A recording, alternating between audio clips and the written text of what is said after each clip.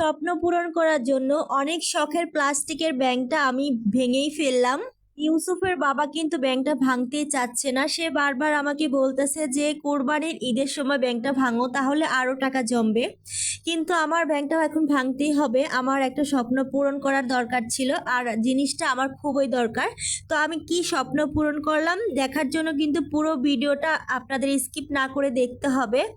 এর মধ্যে হচ্ছে ইউসুফ কিন্তু টাকাগুলো দেখে পাগল হয়ে গেছে, আর ইউসুফের বাবা দেখালো যে এটা হচ্ছে নতুন টাকা।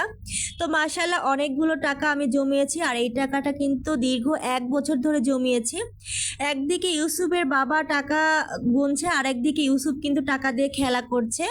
তারপরে হচ্ছে বাইরে যাওয়ার আগে একটু পেঁপে খেয়ে নিলাম, আর এই পেঁপেটা আমার ননাস, ছোট ননাস সাভার থেকে পাঠিয়েছে তার নিজের গাছের। পেঁপেটা কিন্তু অনেক মিষ্টি ছিল। আর এদিকে ইউসুফ কিন্তু পাগল হয়ে গেছে টাকার জন্য।